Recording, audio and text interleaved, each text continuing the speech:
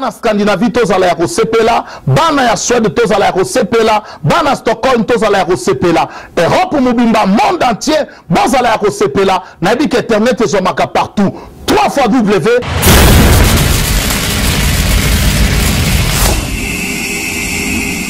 .com Zambé apambola bino. Mboka po ebonga da photo za biso tubo moko kwa. Donc site yango yé to fungola mitema to ya mangona mutema moko. Donc site ke ndeli boso donc ezonga simate kwa. Bo moko babi bo moko ya mboka. Donc mboka ezaka bo moko. Bolo site ezaka moko. Kombo nango pe bo moko ya mboka.com. So lingi ba message makam nyonso ba publicité olingi omona na pe bien ya kaka na site na biso www.bomokoyamboka.com esimbami na ye moko digital momo yepe.com mona ba ser na biso Jili do mona ka basi kitoko na mibali kitoko talaka yo mo bino mo botalaka bomokoyamboka.com. Merci. Merci beaucoup ma soeur. Nous sommes internationaux. Nous sommes situés en France, en Belgique, en Suède, à Kinshasa. Pour vous servir toute information, n'hésitez pas à nous contacter sur www.bomokoyamboka.com. Tokeneka likolo, na ba information na bino kitoko. Boya. Ici c'est Paris. Si tu es un web Gayar, oh ba fiote, si tu bolit, oh pena sito yoka ke bomoko, bomoka yamboka. Grand prêtre uti wapi? Suède. Aye kota babela. Bomoko mboka yango, babi bomoko toza bomoko, metolingani te moninga pesi mokongo zimbeli. Bonjour et bonsoir, chers internautes, ça dépend de là que vous nous suivez. Là, on est encore sur 3 fois W, Moko Yamboka, chaîne télévisée à Scandinavie. C'est encore votre humble chroniqueur, votre humble journaliste, Triple B. Vous avez un message, vous avez invité Nabiso, à cause de Tanaye, il y a un message dans toute la communauté, il y a diaspora et à Scandinavie Mobimba. Et nous avons ça rapidement, tout vendre et tout yoka oye, avec Nango, Namokolelo. Maman, prenez place s'il te plaît. Beauté. Bonjour.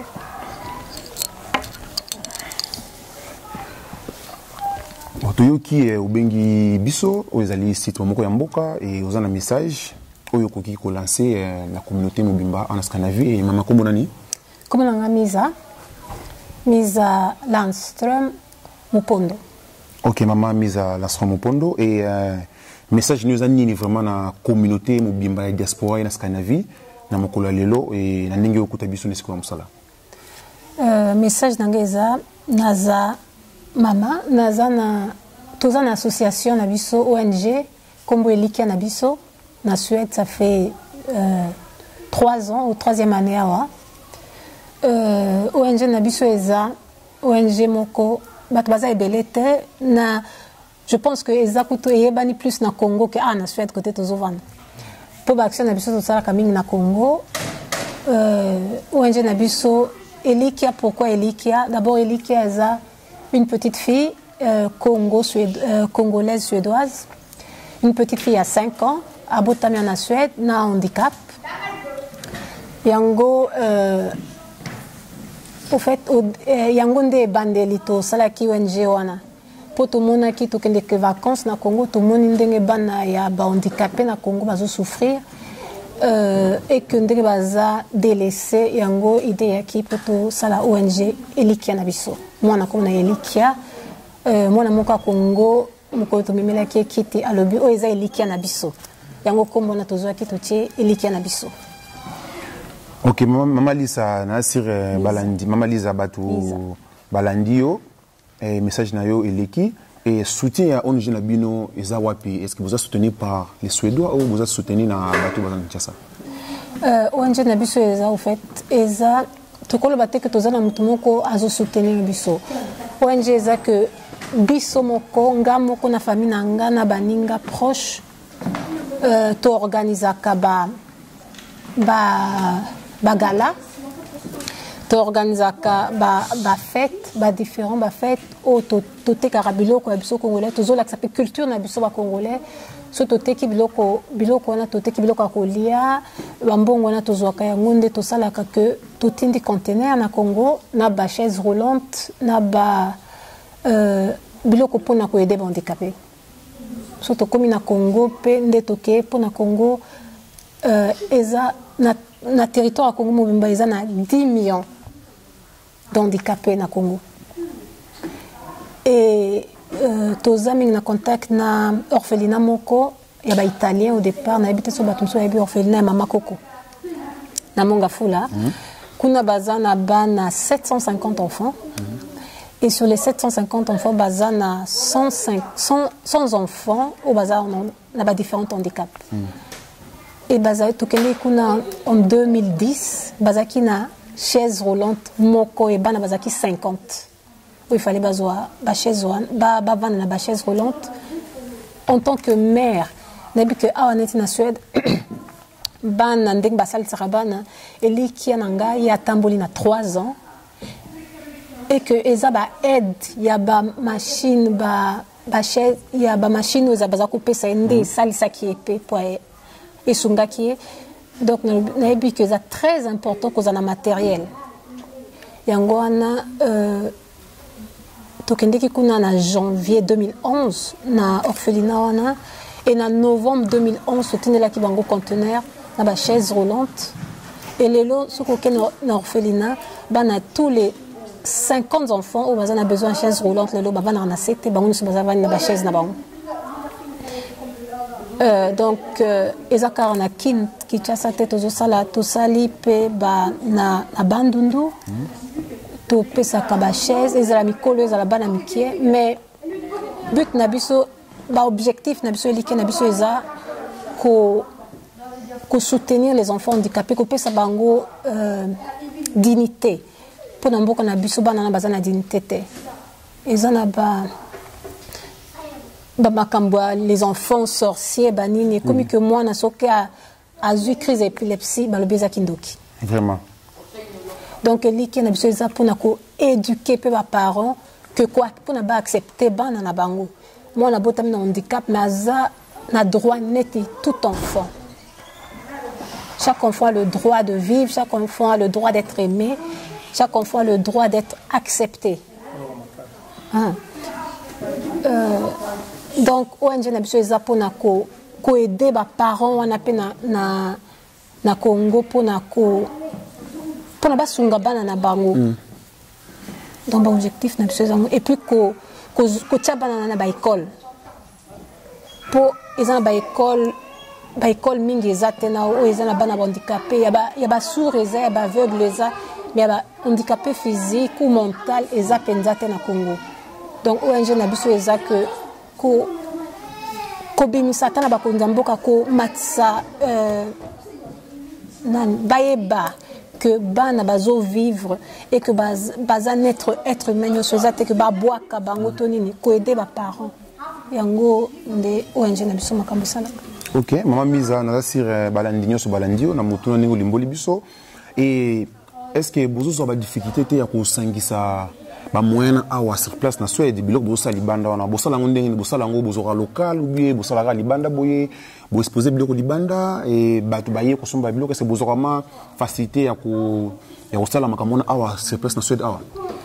En tout cas, tu auras facilité pour nature ce côté. Na commune on a na Zovanda, ba ida kabiso na local, en tout cas gratuit.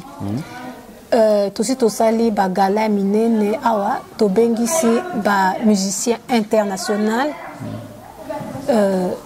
congolais, ba musicien en Suède, bango nous ba qui gratuitement, nous sommes aux États-Unis à fouti bien naé, gagner moko gratuit, ba ya ba sali to sali gala. Tous accueillis au moins plus de 300 personnes. Sur les 300 personnes, il n'y avait que 10 Congolais. Oh, félicitations. Que 10 Congolais. Et en gros, ils ont un peu moins marwapo. Bana wana, baza bana ba suédois te. Bano to sali saka. Souci nange kozala un jour que ils la paix et loko ba Congolais pe ba yé. Pour biso to na transparence, biloko nyoso yo. mbongo nyonso biso tosangisaka awa ezongaka na bana wana na Congo et puis toza na ba référence toza donc tokoki ko bevisa ngo kolakisa bato kopesa ba résultat ezomona na biloko tozosala donc ekoza tosalaka donc ba fête wana toteki bilamba ba tissu ya maputa toteki biloko ya kolia et puis tozana en tout cas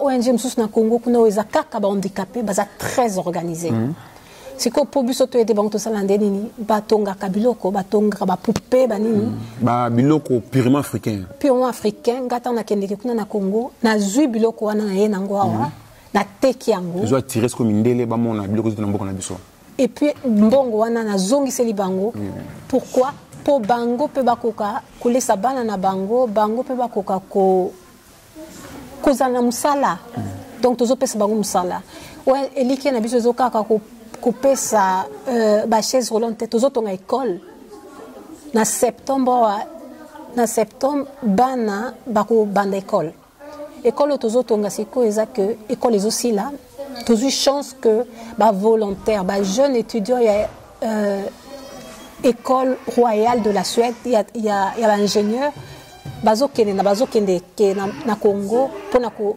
aider biso ko prêter nos mains fortes bazo la kisabatu na village ya Luengo eza 40 km de Kikwit bazo la kisabango ndeni ko tonga na matériel solide oza la tek matériel outil banda eye matériel ko kiko aider ko bango ba ko sur place pour batonga le solide donc na septembre tozana 360 enfants ba banda école on a siko etongami il faut ba bonne école il faut ba cahier na école il faut ba bic il faut donc il faut à l'école un peu moderne oui siko pona osala wana ngai na famille nanga to kokate to na baninga muke yango to sala ba grill to sala grill barbecue le 12 juillet mois le 12 juillet naturellement le pan na biso place ezali pona ba kozwa bato ebele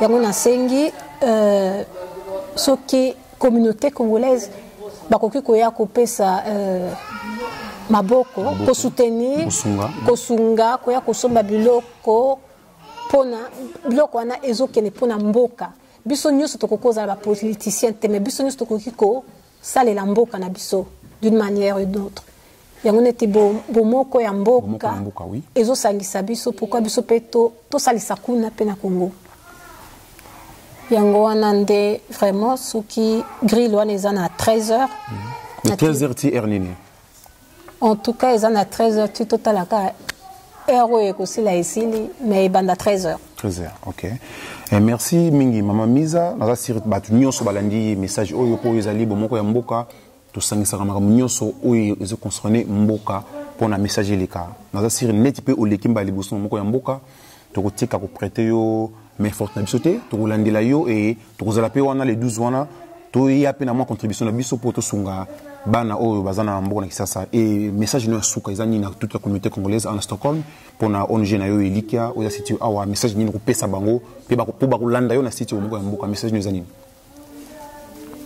message nange eza que ba idée eza ebele bato mingi pe na moni bakomusa pe ba ONG eza malamu eza que ekozala bien un jour biso moko ba congolais to sangani neti ba mboka ba ekolo mususu basanganaka basale loko moko pona mboka na bango neti natalaki na bomoko na école ya ba aveugle ezo senga aide tozana bana mususu biso elike na biso futaka bakene na école wana donc to ebi école wana bien bana bazotanga bien mais eza problème bana on eza école on eza gratuite wana to ebi yango eza ba matériel ndeza cher est-ce que soki par exemple congolais moko ya Suède awa to ya diaspora mutu so lobi na te 10 € to 100 couronnes to koki ko sombela bato bana na bus te ponga na koko garantir que soki tozana ba bus to futeli yango mai awa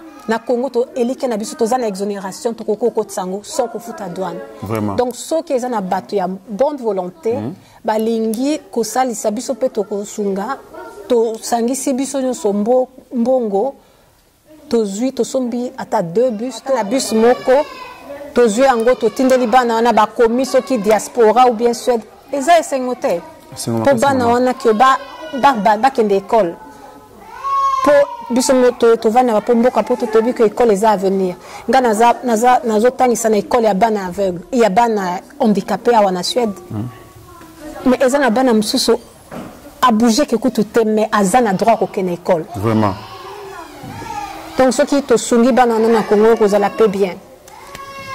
Ok, Maman Misa, et on peut ça quand même numéro de contact. Tam sur website, il y a maison, il y a ONG, et on les cas écouter un site et ou bien numéro dans téléphone ou nous tenir contacter yo et aller contacter ONG, on peut ça contact na yo et batu landa yo. Grill wana kozala na Tyresö na Sofiebergsvägen 37. Na Trollbäcken. Ce que communauté par exemple na Gumashplan aux 8 bus 807. Ozo que ne Tyresö centrum te ozo que de Mont Brandberg. Mont Brandberg. Eza okitina arrêt Sofieberg numéro 37. Eza pembeni kara ya nzela donc bakomona Sofiebergsvägen 37. Ce que lingi ko bokomona pe makamto sali na Congo kuna au mois d'avril, une salle d'opération où ils ont une valeur, il y a 2 millions de couronnes. Tu peux ça au Congo? Tu peux ça au Congo, tu peux ça au orphelinat. Pour l'orphelinat, on a des médecins, mais on a des matériel. Mais ils ont des médecins très compétents, il y a des Congolais, il y a des gratuitement. Tu peux ça salle d'opération et que Sango wana zape médecin à Singa par mois va opérer 50 personnes. Félicitations. 50 personnes vont opérer dans la salle d'opération et que salle d'opération les a une valeur il y a 2 millions de couronnes. Tous les matériel natinda rabilo côté côté loko titotie totinité les a une organisation ko zo pesa biso ba matériel wana et hôpital. Donc, numéro à téléphone nanga ESA 07 39 9 93 ni FM ni FM 8 93 ni FM ni FM 8 en français ESA 073 99 73 958. Beaucoup na Facebook eza Facebook, oui. Na Facebook eza Eli qui na biso na Facebook beaucoup ta ba film surtout sali na YouTube ba komi Eli qui na biso Kimbondo na ofena Kimbondo mso zaka Eli qui na biso 2014 na 2011 je pense. Ok, Maman Misa na sir batu nyonso, Maman Misa na batu nyonso balandi makambo yo attentivement oyo lobby et biso en tant que presse, en tant que site tu as un message dans la communauté ou ya biso ya Congo en plus la communauté nyonso na mindele pona to lobaka langue to ko meka moi soki likambo ezali to lexaka message na site ezabemba libosote oya que to pesa ba message na biso pona ezaba idée moko ya bien et herbo pesa déjà salle opération bo pesa déjà matériel na Kinshasa ça prouve que vous avez une volonté on a ko sunga peuple congolais vous avez une volonté on a ya ko sunga bana biso oyo baza na Kinshasa et biso tozala wana les 16 pour les 12 pour na tomeka moi ko kamba eloko wana ko sala et na ba biloko ko ya wana batu basomba mo ba biloko wana de façon que bozo mbongo wana botinda ngona na Congo et to remercie toujours bien que ça batu mingi toujours bien que ça batu ozali site ya munene en plus ngai pe na za très connu awa et to lancer message les 12 wana vraiment batu bakuya toujours bien que ça toute la communauté congolaise beaucoup monde a image le kana site maman na biso Maman Misa et a ko lancer ONG na ye ils a déjà 3 ans déjà ONG existé a lancé un message ou azo sala makambo ou ya minene ba c'est déjà na Congo boye ya to tia maboko to sunga mama na biso miza azalaka awa apesi ba numéro na ye et numéro na ye ekoleka na site na bomoko ya mboka numéro na ye contact na ye nyonso contact ya ONG nyonso ekoleka na site wana et tokozala wana to prêter toujours mais droit na biso to sunga ye et musala we kene malamu pona toute la communauté africaine et pona toute la communauté congolaise. Mama Misa, merci, te remercier na tamu ki yo pesi biso sokozana likambo ya suka et likambo moko ya important pour la communauté na biso okoki kopesa yango avant totika yo. To likambo zaka que biso to sunga biso to kotonga mboka biso to kotonga mboka na ba moyen na biso to sunga site OEP sali ya sika na Suède bomoko ya mboka donc espérons vraiment que le 12 on est kozala kaka mindele te nde bakoya wana e kozala pe bana mboka bango moko bakoya ope balingi kosolana na avant baya bakoko benganga ata okei na Google obeti elike na biso ozana ba coordonnées na nga nyonso eza wana. Donc vraiment nasengi bana ya Suède welcome boya ebele ata soki mbule beti tokomaki ata soki mbule beti ekozala kaka po bato bakokoza na kati ya ndako to na veranda donc ata mbule beti noto balobaka wa ton ezaka mabe te ezaka elamba olati nde elamba mabe donc place ezali boya ebele boya kosunga po biloko wana ezokende na poche na nga propreté ezokende na bana Congo rentrée scolaire ezobanda wa mwana nyonso aza na droit akokende école. Merci. Ok, merci Maman Lisa. Balandi ya moko ya mboka chaîne télévisée, site télévisé. Balandi message na yo.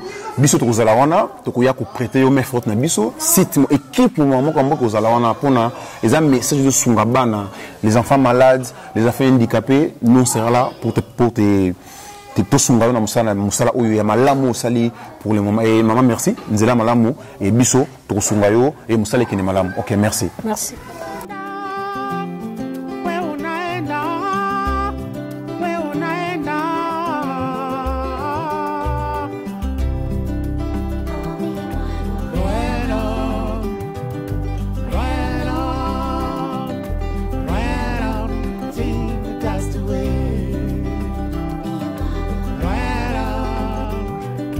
Je m'appelle Lisa Lanston.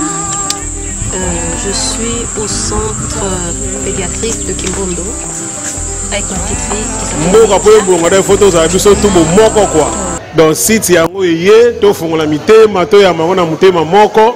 Donc site ke ndeli boso donc ezonga simate quoi. Bo moko babi bo moko ya mboka donc mboka ezaka bo moko. Polo site ezaka moko.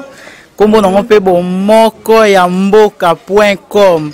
So lingi ba message makambo nyonso ba publicité olingi omona na pe bien ya kaka na site na biso www.bomokoyamboka.com esimbami na ye moko digital momo yepe.com. No mona ba ser na biso Jili donc mona ka basi kitoko na mibali kitoko talaka yo mo bino mo botalaka bomokoyamboka.com. Merci. Merci beaucoup ma soeur. Nous sommes internationales. Nous sommes situés en France, en Belgique, en Suède, à Kinshasa. Pour vous servir toute information, n'hésitez pas à nous contacter sur www.bomokoyamboka.com. Tokeneka likolo, na ba information na bino kitoko. Boya. Ici c'est Paris. Misa Landström Mupondo heter jag. Jag är grundare för Ilika Nabiso som är en ideell förening som har syftet att hjälpa barn med funktionshinder i Kongo att kunna bygga skolor för barn med funktionshinder och barn och föräldralösa barn. Ilika Nabiso är en förening. Vi bor i Tyresö på Sofiebergsvägen 37. Och anledningen att vi startade föreningen det var för att för 5 år sedan fick jag själv ett barn med funktionshinder. Och min besök i Kongo 2010 blev en förskräcklig upplevelse. för att se barn med funktionshinder, hur de blir behandlade i Kongo. Efter det kom jag tillbaka hem och så kontaktade jag olika organisationer och sådär för att kunna berätta om hur barn med funktionshinder lever i Kongo. Det vi gör det är att samla in hjälpmedel här i Sverige, där vi får hjälpmedel via Human Bridge, och sen skickar vi vidare till Kongo, så får barn med olika funktionshinder ta del av det. I april 2014 var vi där nere och lämnade en operationssal som kommer kunna använda till ett barnhem som har en läkare, men de saknade utrustning.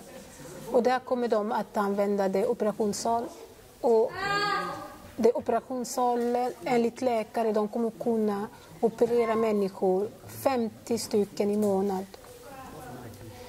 I Likenäby så är ett förening igen som ser mycket behov, och det behövs fortfarande mycket behov i Kongo. Idag lever 10 miljoner människor i Kongo med olika funktionsnedsättningar. Och med hjälp av Likenäby så har vi kunnat hjälpa över 5 000 barn idag. Vi hjälper vissa barn via fadrar, vi hjälper vissa barn med skolbetalavgiften, vi hjälper vissa barn med mat, vi hjälper vissa barn med skolgånget. Och idag håller vi på att bygga en skola som kommer vara färdig i september. Och där behöver vi bidrag för att kunna ge dessa barn böcker, köpa skolbänkar och kunna betala lärarna. För att vi vill ha en fri skola, en gratis skola. Och därför ber jag er, alla människor som lyssnar eller tittar på den där sitt, att kunna stödja oss. Vi samlar våra pengar genom insamlingar där vi säljer kongotyg, vi säljer dockorna som funktionshindrade människor har gjort.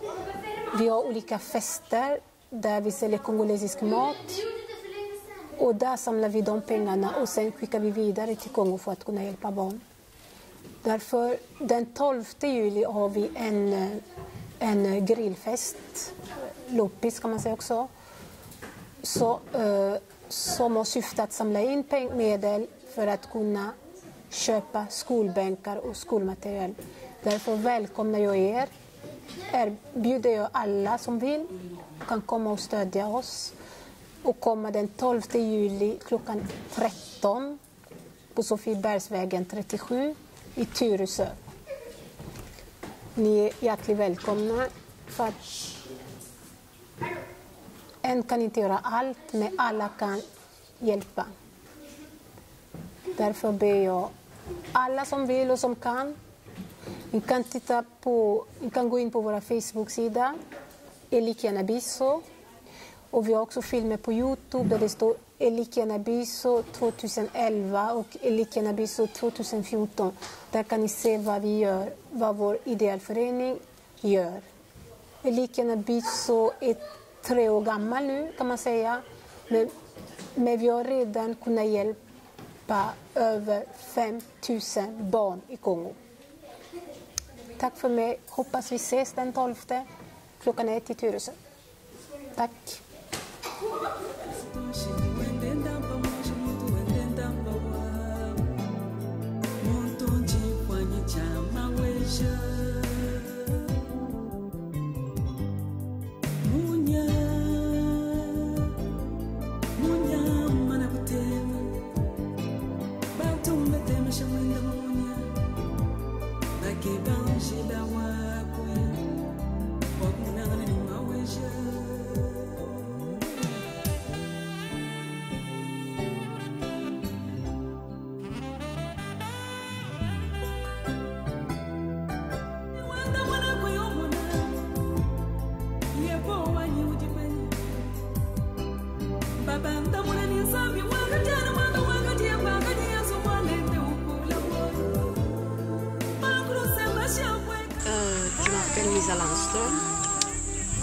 Je suis au centre pédiatrique de Kimbondo avec ma petite fille qui s'appelle Elikia.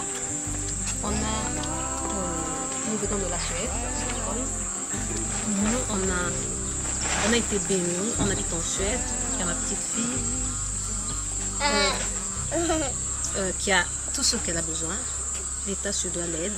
Et je me suis dit, pourquoi si moi on aide ma fille, pourquoi moi je ne vais pas aider les autres? Et c'est là où on a eu l'idée de faire une association, ONG, Elikia Nabiso. La petite elle s'appelle Elikia.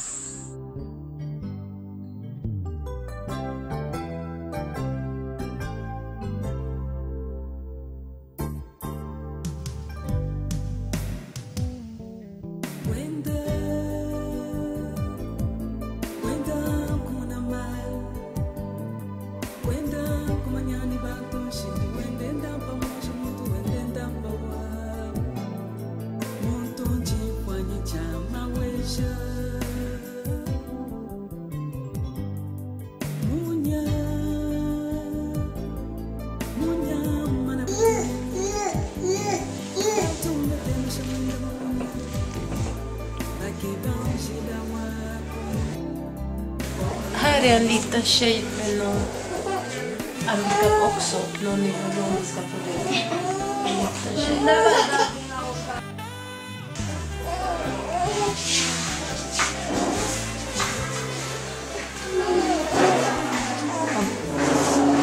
Den där lilla tjejen har precis varit i Italien.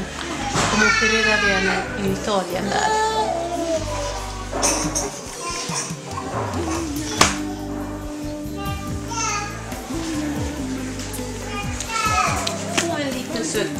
Gullig unge här. Tu dis au revoir? Dis au revoir.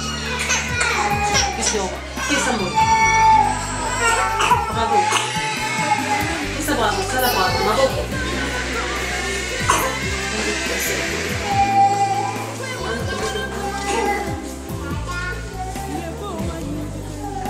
Han är 1 1/2 år.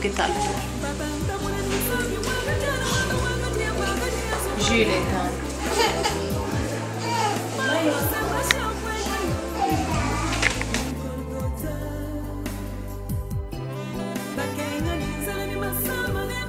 Här är några barn som sover, som ni kan se själv. De delar sängar i 2. De har inte så mycket sängplatser. Och vi står på madrasser eller lakan. Här är Sverige.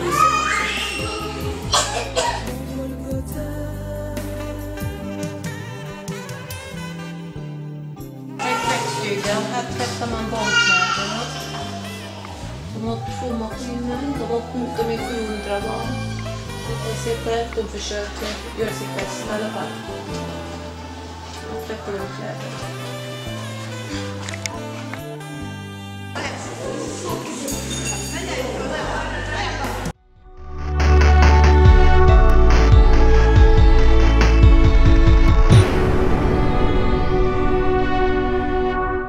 Après bon des photos ça biso tout bon moko quoi donc site yango yé to fongola mitema to ya mangona mutema moko donc site que ndeli boso donc ezonga simate quoi bo moko babi bo moko ya mboka donc mboka ezaka bo moko bolo site ezakaka moko kombo nango pe bo moko ya mboka.com so lingi ba message makambo nyonso ba publicité olingi omona na pe bien ya kaka na site na biso www.bomokoyamboka.com esimbami na ye moko digital momo yepe.com omona ba ser na biso Julie donc omona ka basi kitoko na mibali kitoko talaka yo mo bino mo botalaka bomokoyamboka.com.